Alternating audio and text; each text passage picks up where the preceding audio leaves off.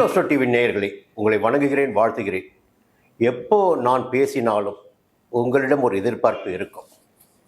அரசியலை பற்றி என்ன பேச போகிறாரு, இந்த உலக போரை பற்றி என்ன பேச போகிறாரு, இந்த தங்க விளையாட்டத்தை பற்றி என்ன பேச போகிறாரு, இதெல்லாம் ஒரு எதிர்பார்ப்பு இருக்கும். ஒரு புள்ளி நான் வச்சே ஆக வேண்டிய நேரம் இது. என்னென்னா, எவராக இருந்தாலும் சரி, எல்லோரும் வெற்றி பெற வேண்டும் என்பது என்னுடைய கொள்கை. அப்போது யார் வீழ்ந்து கிடக்கிறார்களோ அவர்கள் உச்சத்தை தொட வேண்டும். அப்போ நிறைய பாடங்களை அவர் படிச்சிருப்பாங்க. அடுத்து ஒரு இடத்துக்கு வருகின்ற போது அந்த பாடங்கள் படித்தாங்க இல்லைங்களா, அந்த படிப்பினைகளே மற்றவர்களுக்கு நல்லது செய்ய வைக்கும். சரி, இப்போ யாரை பற்றி பேசுகிறேன்னு தெரியும் உங்களுக்கு. இப்போது அதிமுகவின் பொதுச் செயலாளர் எடப்பாடி பழனிசாமி அவருடைய ஜாதகத்தை பற்றி நிறைய பேசிட்டேன். இப்போ பேச வேண்டிய நிலைமை ஏன் வந்திருக்கு, என்ன பேச போகிறோம் புதுசாக, அப்படி ஒரு கேள்வி உங்கள்கிட்ட இருக்கும். ஒரு தைரியம், தன்னம்பிக்கை, வேகம், நம்பிக்கை எல்லாமே இருந்துடக்கூடிய ஜாதகம் அவருடைய ஜாதகம். திசா புத்தி சாதகமாக இருக்கிறது. கன்னி ராசியில் பிறந்தவர், புதன் திசை போய்கிட்டு இருக்கு, துணிச்சலாக நடைபோட்டு கொண்டிருக்கிறார். இங்கே இரண்டு பக்கத்தை நாம் பார்த்தாக வேண்டும். ஒரு பக்கத்தை மட்டும் வச்சு பேசக்கூடாது. நான் ஜாதகத்தான் பேச போகிறேன். ஒரு பக்கம் பார்த்தீங்கன்னா ஆளுங்கட்சி பரபரப்பாக செயல்பட்டுருக்கு. வெளியிருந்த ஆட்களை பூரா உள்ளே கொண்டு சேர்த்துட்ருக்காங்க. கூட்டணிக்கு வாங்க விலகி போகிறவங்கள கூட பார்த்தீங்கன்னா கொஞ்சம் இழுத்து பிடிக்கிறாங்க. எதையும் விட்டுடக்கூடாது என்பது தெளிவாக இருக்கிறாங்க. ஆனால் அதே நேரத்தில் மறுபக்கம் அடுத்து ஆட்சி அமைக்க முடியும் என்ற நம்பிக்கையோடு இருக்கின்ற அதிமுகவின் பொதுச் செயலாளர் என்ன செய்து கொண்டிருக்கிறார், ஒரு விஷயத்தை தாமதப்படுத்திட்டு இருக்கார்.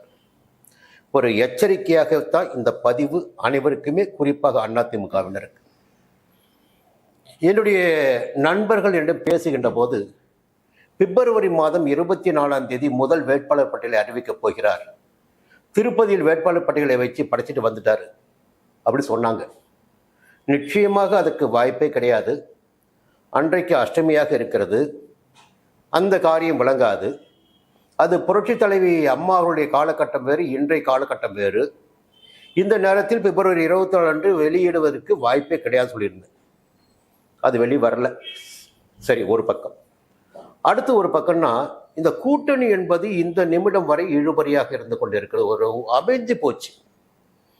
நாம் தொடர்ந்து பேசிக்கிட்டு வர ஒரு விஷயம், கட்சிக்குள் எடப்பாடியாரை எதிர்த்து எவராலும் அரசு செய்ய முடியாது. அவர் பலவானாக இருப்பார். அதுதான் இன்றைக்கி நடந்திருக்கு. டிடிவி கூட்டணிக்குள்ளே வந்திருக்காரு, வேறு கட்சி பெயரோட. இன்னைக்கு பாமக கட்சிக்குள்ள கூட்டணியில் வந்திருக்கு, பாஜக கூட்டணியில் இருக்குது, இன்னும் சில கட்சிகள் பேசிக்கொண்டிருக்கிறார்கள்.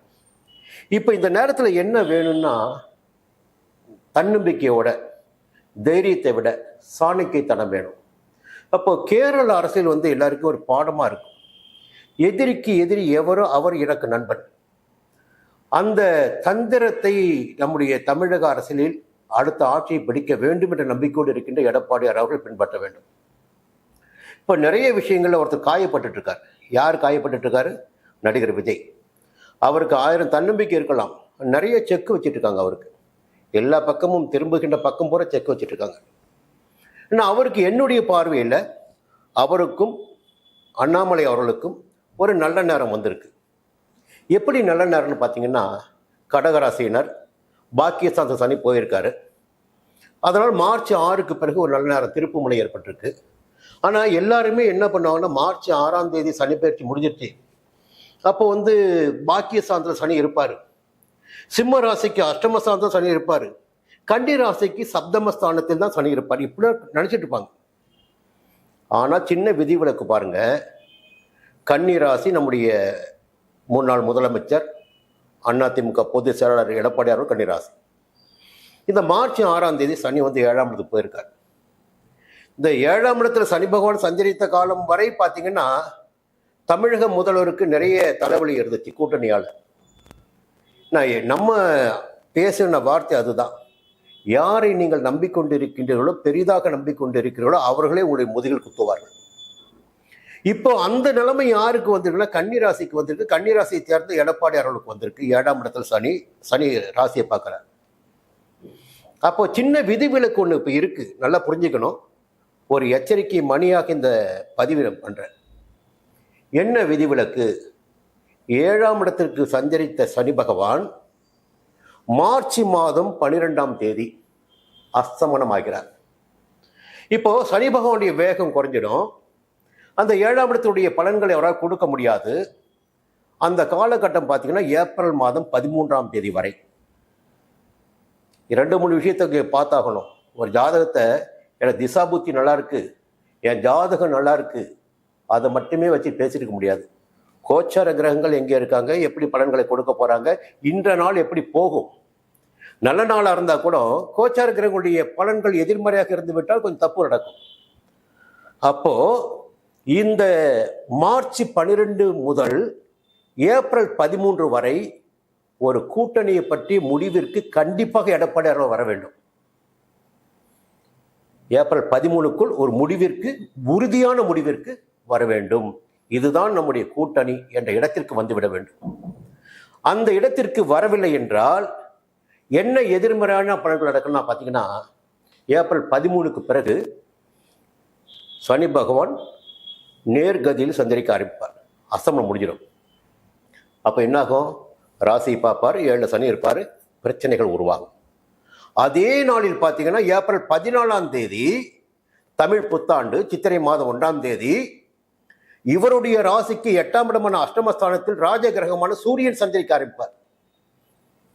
ஏன் இவ்வளவு தகவல் சொல்றாங்க உங்களுக்கு?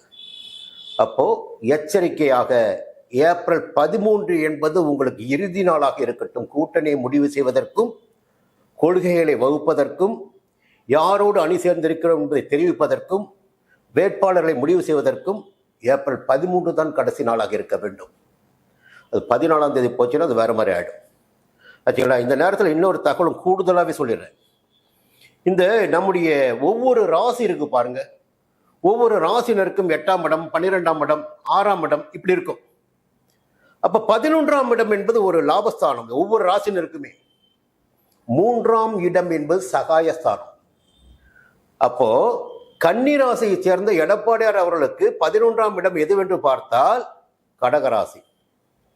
அந்த கடகராசியில் பிறந்தவர்கள் நடிகர் விஜய் அவர்களும் அண்ணாமலை அவர்களும்.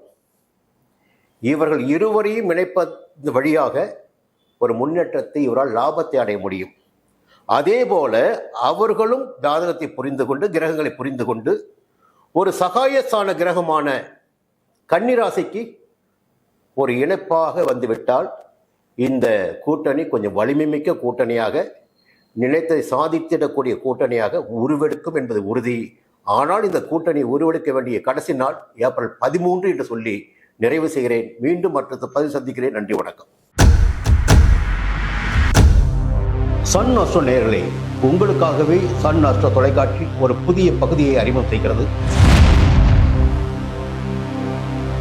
உங்களுக்கு ஜாதகம் பார்க்க வேண்டும், உங்களுடைய எதிர்கால பலன்களை தெரிந்து கொள்ள வேண்டும், திறமையான ஜோதிடர்கள் வழியாக அதை தெரிந்து கொள்ள வேண்டும் என்ற எண்ணம், சிந்தனம் இப்போது மேலோங்கி இருக்கு. அதற்கு வழிகாட்டுதலாக சன் அஸ்ட்ரோ டிவி ஒரு புதிய ஆப்பினை உங்களுக்கு அறிமுகம் செய்ய இருக்கிறது.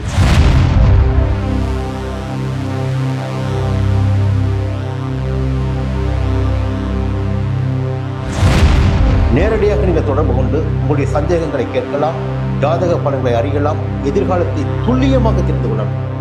அந்த அளவிற்கு ஒரு புதிய ஆப்பினை பிரபலமான ஜோதிடர்களை வைத்து சன் அஸ்ட்ரோ தொலைக்காட்சி விரைவில் தொடங்கிட இருக்கிறது. அதற்கு உங்களுடைய ஒத்துழைப்பினை வழக்கம் போல் எதிர்பார்க்கிறேன். மீண்டும் அது பற்றிய விரிவான தகவலை உங்களுடன் பகிர்ந்து கொள்வேன்.